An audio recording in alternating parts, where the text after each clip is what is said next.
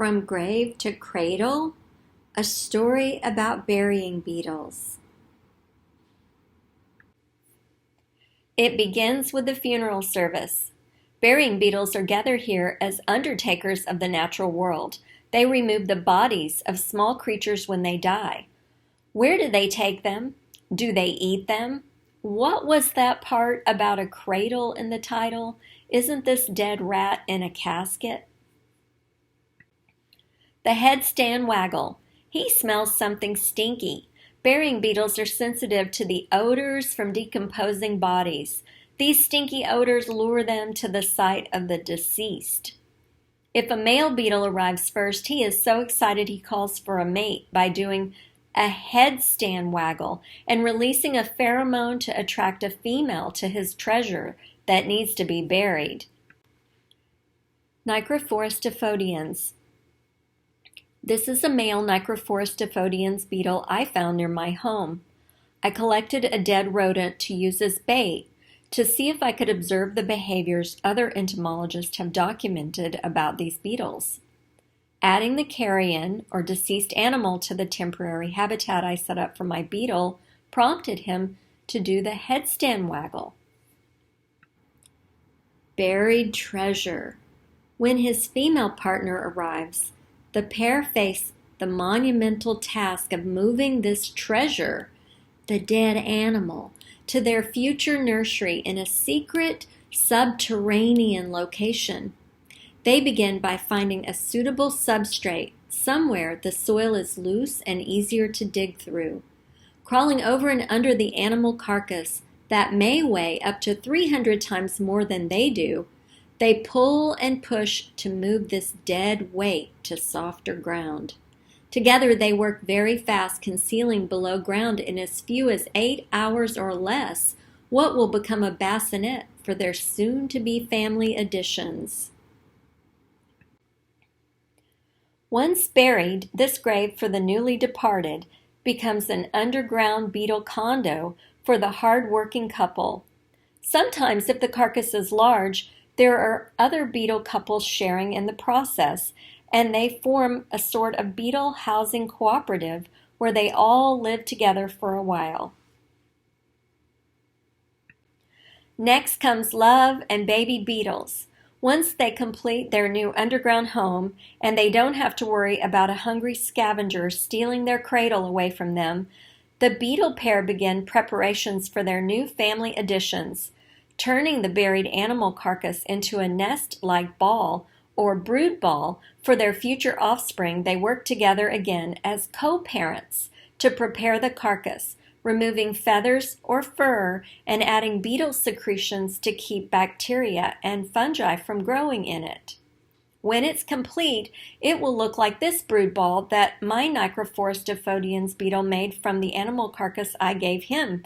He also did this by himself because I was unable to find a mate for him.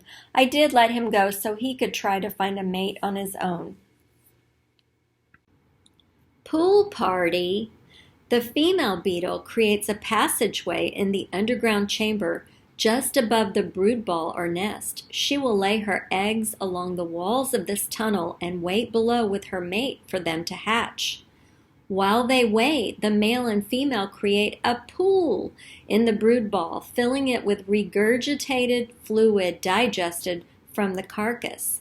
When the eggs hatch, the larva will move through the tunnel and into this liquid-filled cradle to be tended by their devoted parents.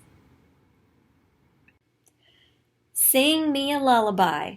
Hatching is hard work, and the beetle larva will need nourishment.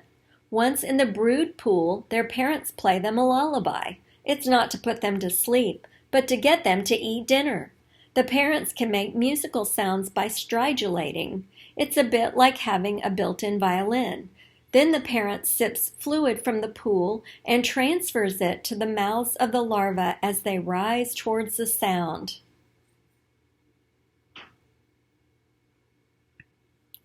Tiny helpers. Although the beetles do most of the work, sometimes they have tiny helpers that accompany them and even live with them in their new home. These tiny helpers are the phoretic mites. No, not fairy mites. Phoresy means they hitch a ride. Yes, you heard that right. There are hitchhikers in this story. The hitchhikers.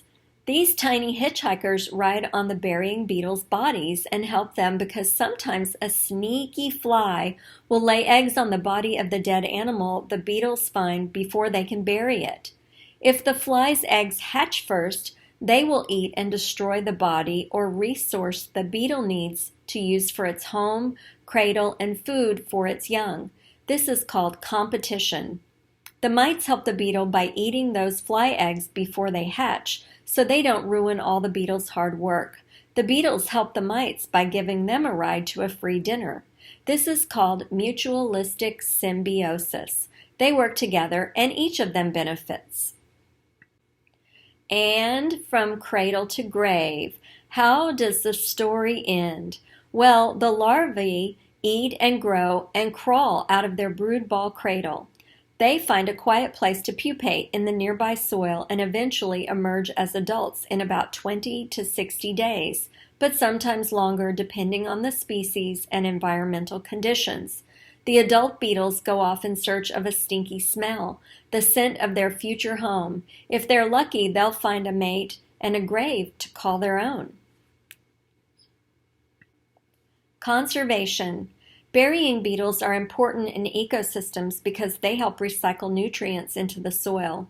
Plus, they keep us from having to smell stinky odors from decaying animals. Burying a carcass and using it for food and reproduction are the beetles' way of participating in the cycle of life. Conservation of burying beetle habitat is important. One species, the American burying beetle, Nicrophorus americana, is on the endangered species list. Reintroduction efforts are underway to make sure populations of these burying beetles don't become extinct. Protecting these and other species of burying beetles is important because of their fascinating bi-parental care of young. They are also useful in reducing competing fly populations and in reducing risk of disease transmission to livestock and people. If you like to draw, you might like this neat illustration of the life cycle of the burying beetle. I bet if you try, you could draw one for your family and friends. These are some, what are these bugs? Burrowing? Burying beetles? Burying beetles. These are fun. They are fun. They're super cool. They're under the shed and they find a mouse and then they bury it and then they make another, one makes another shell up. These and are then potato bugs. and then Baby potato bugs. Nice. and then they also like, so then the mom can lay their eggs and then they hatch and then they can suck from the mouth and then it goes back up and then the babies suck from and then the babies have their food because they suck back. Nice. And they Looks like they found a centipede or something. and You guys learned a lot. Can you define the science words you learned today? Substrate, competition, forazy, mutualistic symbiosis, resource, and bi-parental.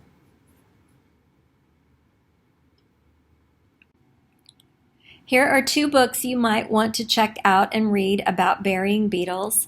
The third one, The Burying Beetle Story, is the one I'm hoping you will write and illustrate to tell your family and friends all you learned about burying beetles today.